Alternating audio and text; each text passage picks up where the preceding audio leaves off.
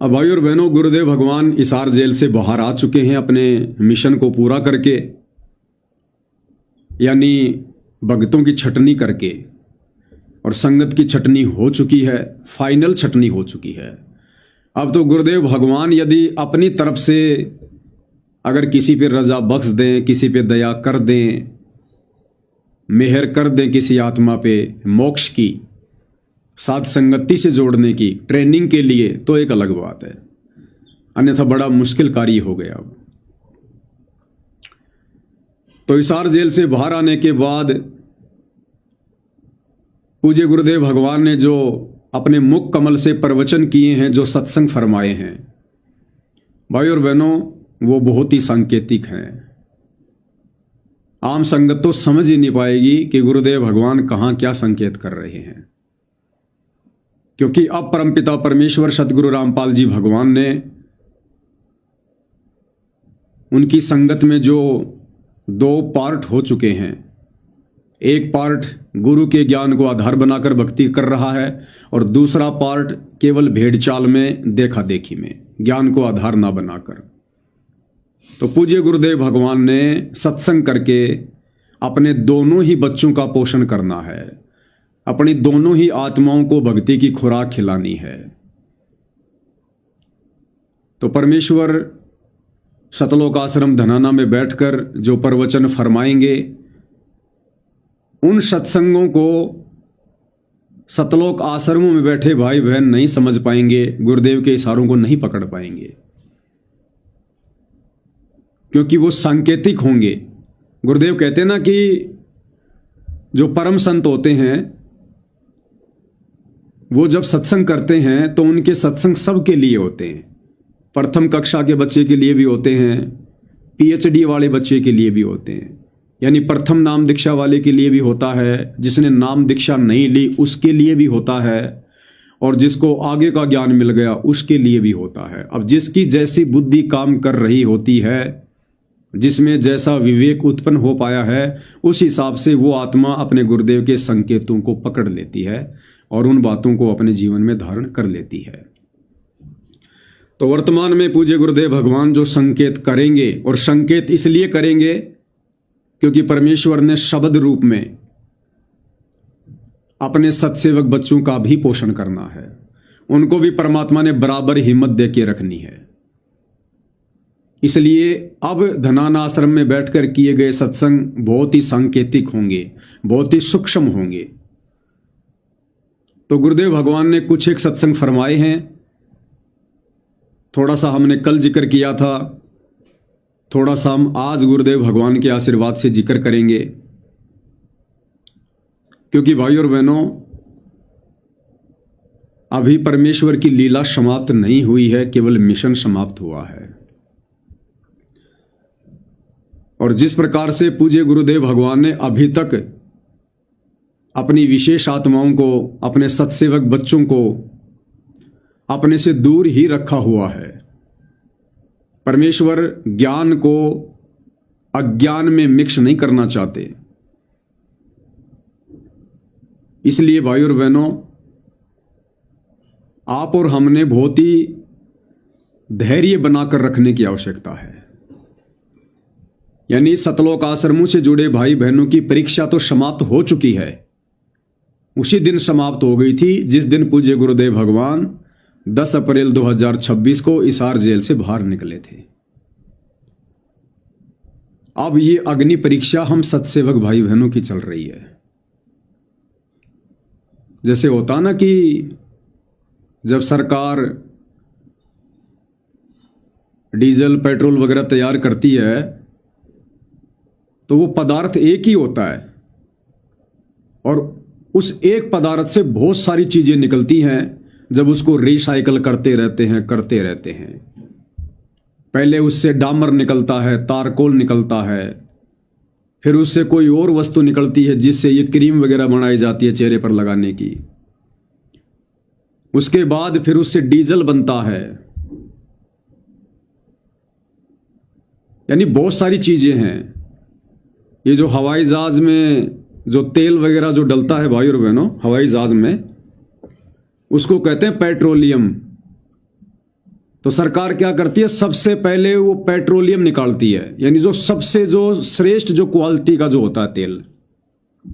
Refinery में सर्वप्रथम क्या निकलता है, सर्वश्रेष्ठ क्वालिटी का तेल, उसको कहते हैं पेट्रोलियम, जो हवाई जहाज को चलाने में काम लिया जाता है, जिसमें जरा भी कचरा नहीं होता, जरा भी। अगर उसमें जरा भी हो जाए कचरा, और यदि वो कचरा अगर आ गया इंजन में, तो हवाई जहाज तो ऊपर चलता है, वहीं से नीचे गिरेगा।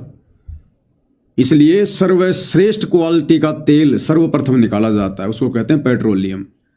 उसके बाद में निकाला जाता है पेट्रोल, उसी पेट्रोलियम से फिर पेट्रोल निकाला जाता है, जो इन गाड़ियों में काम आता है। पेट्रोल के बाद फिर ये डीजल निकाला जाता है। डीजल के बाद फिर ये चेहरे के लगाने की क्रीम वगैरह होती हैं, वो प्रोडक्ट बनाए जाते हैं। ऐसे बहुत सारी चीजें उससे निकलती हैं। तो इसी प्रकार पूज्य गुरुदेव भगवान अपनी संगत में से अपने हीरे मोती लाल निकालेंगे, क्योंकि परमात्मा सतलोक से चलकर आए किस लिए हैं, हमें इस गंदे लोक से बाहर निकालने के लिए।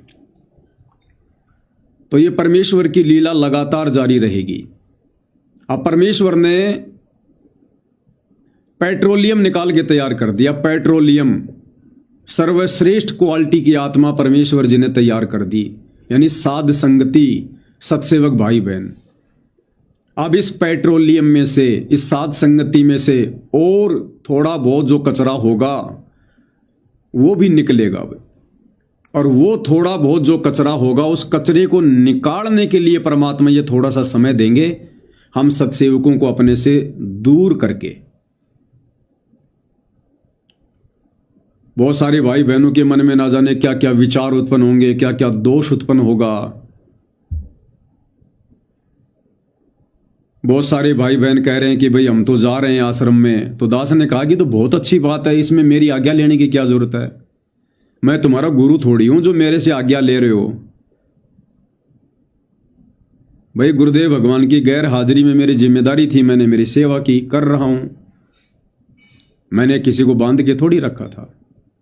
और अब आश्रम में जाने के लिए मेरी आज्ञा की आवश्यकता थोड़ी है। ये तो तुम्हारी नादानी है, तुम्हारी कमजोरी है। तो कुछ एक भाई बहन नादानी भरी बातें कर रहे हैं।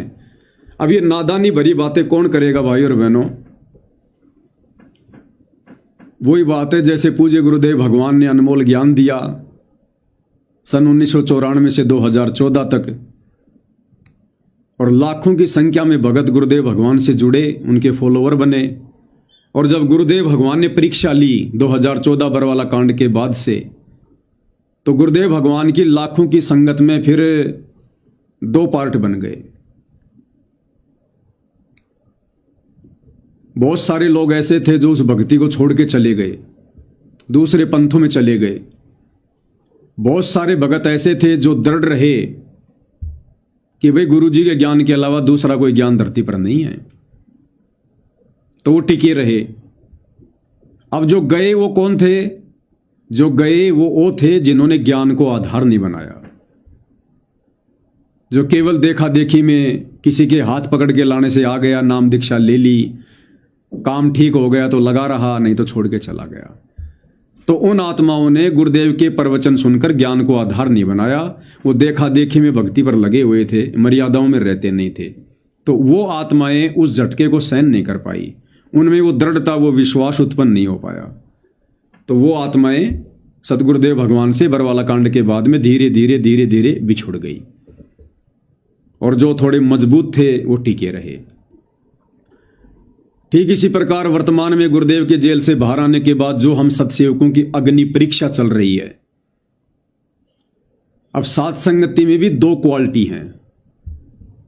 एक तो वो हैं जो केवल मुझ पवन दास को देखकर, मुझ पवन दास को आधार बनाकर सात संगति से जुड़े रहे, और दूसरे भगत वो थे जो केवल अपने गुरु जी के ज्ञान को आधार बनाकर सात संगति से जुड़े रहे। उन्होंने मुझे नहीं देखा, उन्होंने अपने गुरु जी के ज्ञान को देखा कि गुरु जी के ज्ञान के अनुसार कितना सही है, कितना गलत है। उन्होंने उन चीजों को आत्मसात किया। तो अब ये जो अग्नि परीक्षा आप और हमारे गुरुदेव भगवान ले रहे हैं ना, वो कोई भी आइटम तैयार करने के बाद फिर उसके ऊपर पॉलिश की जाती है उसको चमकाने के लिए, ताकि उसकी बढ़िया कीमत हो, लोग देखते उसको खरीद लें। तो अब ये पॉलिश का काम चल रहा है सत्सेवकों के ऊपर। तो जो दृढ़ आत्मा है, जिन्होंने गुरुजी के ज्ञान को आधार बनाया कि पवनदास गुरुजी के ज्ञान आधार से क्या कह रहा है, जो गुरुजी के सत्संगों को समझकर साथ संगति से जुड़े रहे, वो आत्माएं तो दृढ़ हैं। उन आत्माओं को तो और ज्यादा दृढ़ता आ रही है। ये आपकी पहचान है। यदि आप साथ संगति से पिछले कुछ वर्षों से या जब से साथ संगति शुरू हुई है, यदि आपने गुरुजी के ज्ञान को आधार बनाया है और फिर आप साथ संगति से जुड़े रहे, तो वर्तमान में आप जी डगमग नहीं हो सकते। आपके अंदर और अधिक दृढ़ता और अधिक हिम्मत आपके अंदर पैदा होगी। चाहे आश्रम से जुड़े भाई बहन आपको कुछ भी कहें कि तुम तो गुरुद्रोही हो, तुम्हारी तो दुकान बंद हो गई, अब क्या होगा तुम्हारा, गुरुजी ने तो अन्नपूर्णा मुहिम का समर्थन कर दिया, गुरुजी तो गांव वालों से पगड़ी भी बंधवा रहे हैं अब आश्रम में, तुम तो फोटो की बात कर रहे थे, गुरुजी तो पगड़ी भी बंधवा रहे हैं, गुरुजी के गले में तो वही गांव वाले, वही हुक्का पीने वाले माला डाल रहे हैं आज,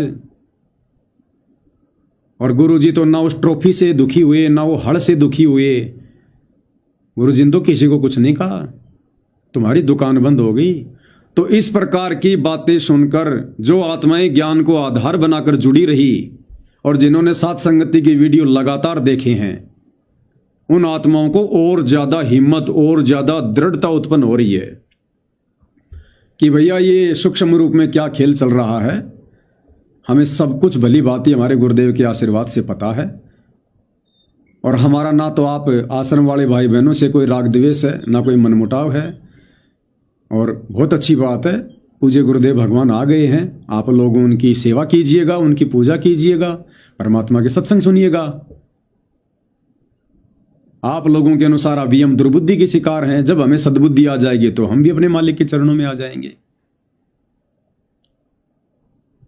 और वो भगत भाई बहन अब धीरे धीरे धीरे धीरे मायूस हो रहे हैं, उनके अंदर काल ने फिर से वो हलचल शुरू कर दी है, वो झुमकरा वाली स्थिति में आ रहे हैं, जो साध संगति से गुरुजी के ज्ञान को आधार बनाकर नहीं बल्कि मुझ पवनदास की शकल को देखकर चल रहे थे।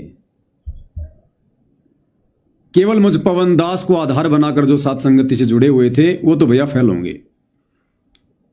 ये दास कोई पागल नहीं है जो आपको हर 2, 4, 5 दिन में सूचित करता रहता था कि भाई और बहनों, मुझ पवन दास को देखकर साथ संगति से मत जुड़े रहना, मुझ पवन दास को देखकर मत चलना, मैं पवन दास क्या कह रहा हूं, क्या बोल रहा हूं, क्या समझाना चाहता हूं, यदि वो मेरी बात पूज्य गुरुदेव भगवान के वचनों से मेल खाती है तो उसको स्वीकार करना।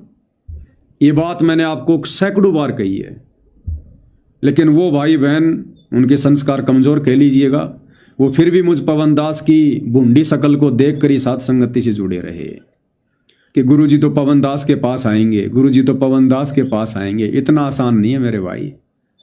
तो वो भाई बहन अब धीरे धीरे धीरे धीरे साथ संगति से नीचे गिर रहे हैं, क्योंकि वो कचरा है, और पेट्रोलियम के अंदर, शुद्ध हंस आत्माओं के अंदर परमात्मा कचरे की एंट्री नहीं होने देगा। ये कचरा छांटने के लिए तो परमात्मा ने इतना बड़ा खेल खेला था, ये सारे खेल हमारे किए, हमसे मिले सो निश्चय जिए। तो परमात्मा अभी कुछ समय देंगे, सत्सेवकों को अपने से दूर रखेंगे, और जिनके मन में दोष आना होगा वो कचरा धीरे धीरे धीरे धीरे शवते ही निकल जाएगा। क्योंकि मैं तो अपने मोबाइल बंद रखता हूं, व्हाट्सएप भी जो मेरा मेन नंबर था मैंने बंद कर दिया। अब मुझे ज़्यादा टेंशन लेकर भक्ति करने की जरूरत नहीं है, क्योंकि बाप आ गया। अब मैं केवल सतगुरु की महिमा करूंगा बस। अब मैं किसी का ठेकेदार नहीं हूं, मैं किसी का मॉनिटर नहीं हूं, मैं किसी का जिम्मेदार नहीं हूं। मुझे मेरे गुरुदेव भगवान ने जो सेवा दी थी उन्हीं के आशीर्वाद से मैंने बखूबी निभाई, और अब मैंने उनकी आत्माओं को उनके चरणों में सौंप दिया है। मैंने किसी को अपना चेला नहीं बनाया, मैंने किसी को डगमग नहीं किया, मैंने किसी को भ्रमित नहीं किया। मैंने जो भी गुरुदेव के आशीर्वाद से किया, उन शतलोक आश्रमों से जुड़ी आत्माओं से असंख्य गुना ज्यादा उनको दृढ़ किया, उनको विश्वासी बनाया। और अब मेरा काम है अपने गुरुदेव भगवान की महिमा करना। ये महिमा तो मेरा जन्म सिद्ध अधिकार है, ये तो मेरी आत्मा का अधिकार है, इसे कोई नहीं छीन सकता। इस सतगुरु महिमा को तो सतगुरु रामपाल जी भगवान भी नहीं छीन सकते, परमात्मा भी नहीं छीन सकता। ये तो मेरा परमो धर्म है, हर भगत का परमो धर्म है अपने गुरु जी के गुणगान करना, गुरु जी की महिमा करना। इससे गुरु जी प्रसन्न होते हैं, अति प्रसन्न होते हैं। और जितनी सतगुरु महिमा की जाएगी, काल उतना ही ज्यादा बेहोश होता है, उतना ही ज्यादा काल बेहोश होता है। यानी नेवला जितना ज्यादा वो जड़ी सांप को सुंघाएगा, सांप उतना ही ज्यादा बेहोश होता है।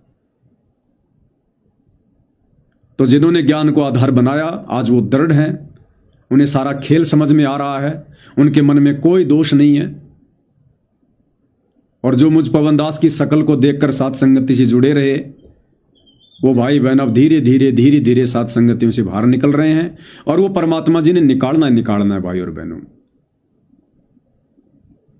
मक्खन को जब गर्म किया जाता है तो उसमें जो वो फफूंदी होती है ना, फफूंदी, वो जो झाग से आते हैं उसमें सफेद सफेद, वो गंदगी होती है। वो अगर वो मक्खन से ना निकाली जाए तो कुछ दिनों में उसमें बदबू आने लग जाती है।